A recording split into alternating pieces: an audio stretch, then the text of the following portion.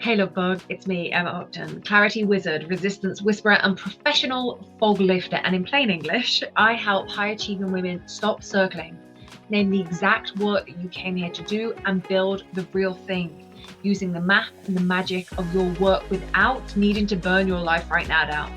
We're not chasing productivity, we're not overthinking, and we're definitely not into positive thinking. We're remembering what it feels like to have fun and making magic into a really real, tangible map. So if you're waking up, if you're finally ready to create that next level of podcast, that book, that business, that beautiful, wild thing that doesn't fit the mold that you've already made, but it will not leave you alone, you're in the right place. Welcome to Let's Build the Real Thing, the map and the magic of your work. Let's figure out what's really been in the way. Let's build the real thing. Welcome home. Welcome to your real thing. I'm bringing you the fourth energetic state.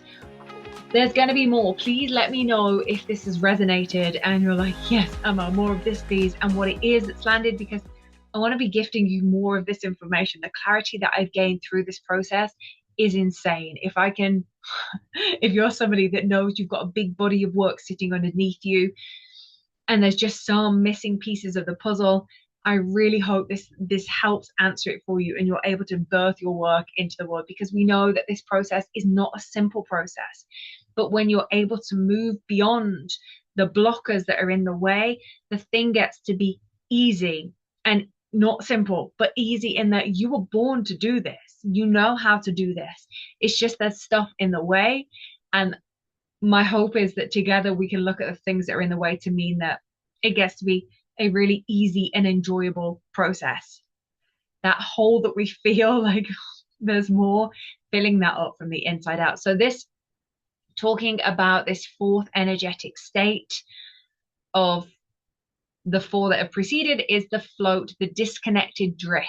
For when you're doing the things, but you kind of feel empty. You're like, I couldn't be doing more externally. I couldn't be doing more for me internally. A lot of the time I'm drinking the smoothies, I'm doing the spiritual practices, I'm going to therapy, I'm creating a body of work that's been received by the world. What am I missing? And maybe it is that you're missing one of those elements as well, and the brain's being like, oh, when you do that it'll feel whole. But what we're going to explore today, I hope, will give you some insight and some clarity into it, and you're like, got it. And I'm going to give you some tangible things to go away and experience and navigate.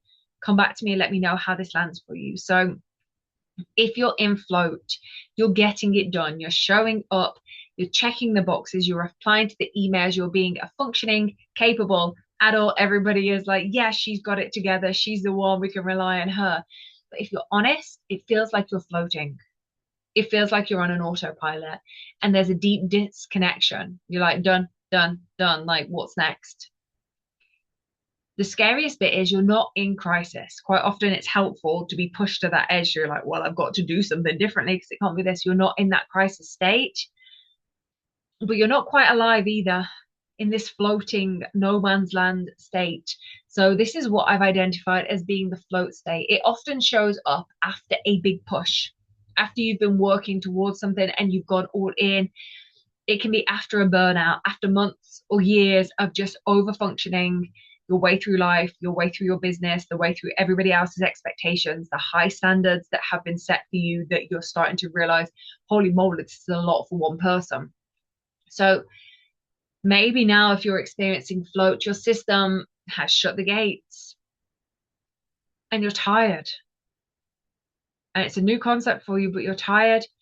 And it's not just a physical tiredness, like you could go to bed for 9 hours of uninterrupted sleep, like dead soul tired, like I don't know what can bring me back from this. And maybe you're not as dramatic as my brain. Like, that's me when I'm in flight. I'm like, oh. You don't hate your life, but you don't feel it either.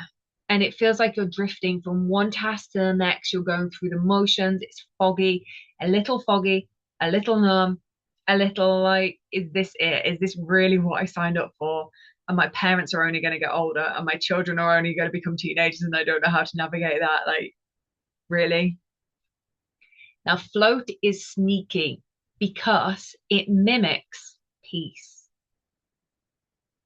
I'm gonna like dramatic pause because it looks calm if you're on the outside looking in. But if you're on the inside of it, it feels dull, it feels flattened, it feels grayed out. When you're in this state, it's hard to feel inspired because you're checked out mentally, emotionally. It's hard to be creative and to listen to what I'm explaining and experiencing as to how to get into that flow state, how to connect with the work that you're here to do. When when you're in this space, you don't want to create. You don't feel like you've got the space to create. That it's idealistic, and you haven't got the capacity for it. So stop playing. Now, this float state is dead set on convincing you that what you're experiencing can't be helped. It just can't be helped. You're in this phase of your life, you can't help it. You can't do much about it. Like, just do like all the other women in your life do, like just deal with it, just batten down the hatches and get through it, and maybe it'll get deeper. But it's deep, and actually it's a wise pause, and it's gone too quiet, and it's been for too long. This state is your nervous system hitting the brakes. So let's talk about what the symptoms are. It's a feeling of fogginess or flat, and things are going well, and you're experiencing these extrinsic goals and milestones, and you're doing these things, and you're not feeling it. You're like, why does this not feel empty? Or maybe you do, but it's fleeting and then it's lost. So you're setting more goals and you're like, I need to reach this doing something else. So maybe you've forgotten what your desires are. You've forgotten what it means to be creative. You can't remember what lights you up. If I was in a room with you being like, what could we do? What lights you up? What feels fun? What should we go and create? You're like, I don't even know. You feel like you're just functioning through it and getting through, and you're not feeling, and it but it's weirdly numb at the same time. And you go to create something because you know that's important, because you're a wise woman, and you're listening and you're learning and you're watching the world, and you realize that creation is a huge part of it, but nothing comes. It's like you get into that space and you can't do that. You've lost it. You've never lost it, but it feels like maybe you have lost it, and you tell yourself, I'm just tired, I'm just at maximum capacity. But it doesn't matter how much sofa surfing or sparring or spiritual retreats or Netflix and chilling that you do, nothing is filling it. Float is protection. It's your system that's saying, I need to recalibrate. But here's the thing, recalibration doesn't come with time, even though the brain insists that it does. Just give yourself some time. It doesn't come with time. It comes the moment, in an instant, in an awakening. It comes the moment you remember that you're here to find ways to wake yourself back up. We think that if we allow ourselves the time, then it will just naturally happen, and it doesn't.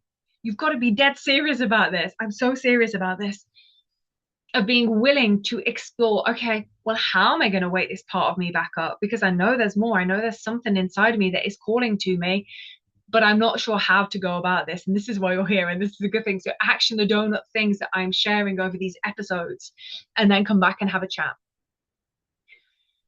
It doesn't come through force.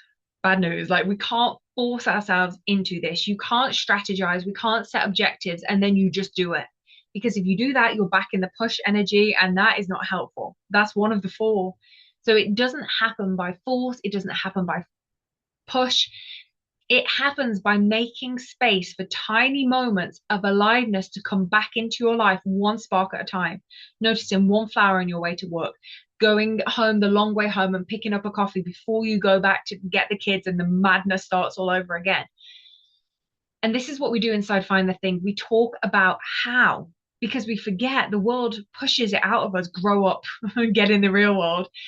It pushes us out of pleasure and play in our lives. And it's about encouraging and inviting that back online, gently, in weird ways that nobody else is going to understand. And some of the weirdness that I do, I'm not telling the world. It's secrets for me, that you've forgotten feel good for you. Because when you've been floating, when you've been in the numbness, anything can feel like too much. And we don't want to have this stark comparison of like, whoa, that's too much and now I can't navigate it. It feels like we're just holding everything together. So this is what the donut challenge is. If you haven't listened to the previous podcast episodes, go back and listen to them to get the greater context of what the donut challenge is. But today, your way to feel like a donut is to choose one sensory thing that makes you feel something and spend 5 minutes with it. So it could be that you pick one of your favorite songs and it's the middle of the day and you should be in work stuff, but actually you take your shoes off and you listen to the song in your headphones and you close your eyes and you just allow your body to move. It might be, again, do you hear that I like shoes off? It might be that you're taking your shoes off and going and being with the earth. When was the last time you felt the earth on the soles of your feet? You felt the grass under your feet. It might be that you get yourself a new candle. The next time you do the shop, you pick up a new candle and you very intentionally light it and allow the fragrance to fill you. You watch the flame of it and your brain's being like, we don't have bloody time for this, Emma. Do you know how busy I am? Yes. But you want more. You want to tap into that part of you that has got all the answers that you're seeking and looking for. You do it by being willing to feel like a donut, being willing to feel the resistance in your brain saying, I don't have time for this, and doing it anyway. Lie down and watch the clouds. Can you remember being little and doing that? And you look up and you see the figures. Watch the clouds. Create. Eat a peach like you're in an indie film and the camera, and you just salivating and enjoying the moment of being there. And you're not ramming something in while you're typing something down because you need to be productive. The objective here is not aiming for productivity. And not trying to be profound either, because that's what we like, isn't it? Everything has to be this masterpiece. Just an invitation to wake up one cell, one moment, one flicker, and it doesn't feel like it's enough. And I don't need all this effort for one cell, Emma, for fuck's sake. But it has to be this way. And the more frustrated you feel by that, because I am the queen of productivity, I'm the queen of making everything count, a willingness to sit and say, God, that has to be enough is the awakening. The task that you do and you're just with it is secondary to that choice. Watch how your brain says it's pointless, you don't have the time, what's the point? Watch those thoughts like weather passing through. Are you going to continue to believe them? Or are you going to be a donut and choose to feel one real thing? Actually decide, I'm going to feel this and I'm going to be in it, and I'm going to remember what the point is of my existence on this planet. And I'm not going to be able to know it all. And that's really frustrating, and I'm going to do it anyway. Because from stepping in to being this kind of donut, your work, the thing you're here for, listens and stirs and gets louder every time you do. You don't need a breakthrough. You don't need more letters after your name. You don't need a new course. You don't need a rebrand. You need a spark.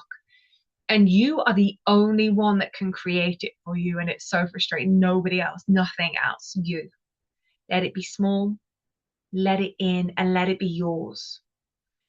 And in the next episode, we're heading into the flow state, the one we all want to be entering into. But these other 3 states just keep getting in the way, where clarity and calling click into place. It's like a jigsaw. You're like, I knew there was more.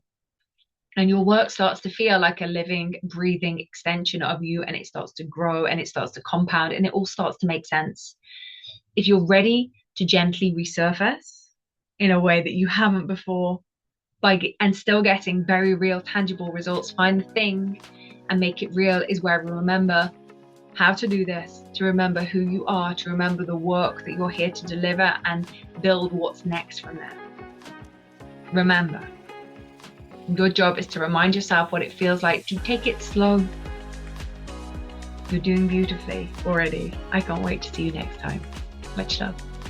All right, love bug, that's us for today. If your brain is sparkling and your soul's going, holy shitballs, and this is it, first of all, saying. And second, please know this, you're not circling for no reason. Your work is very freaking real and it's not going anywhere. It's here because you're here for more. If this landed in all the god-awful, brilliant ways that it was meant to, come and tell me over on Instagram. These are my favorite places and best kind of conversations. And if you've got a friend whose brain is as wonderfully wild as yours and mine, send this their way. We need their magic in the world just as much as the world needs ours. So that's it for today. Go take the teeniest step towards the real thing, your thing. And remember, clarity around your map and magic is never found. It's remembered. This has been me and you together making the real thing. I cannot wait to talk soon. Much love.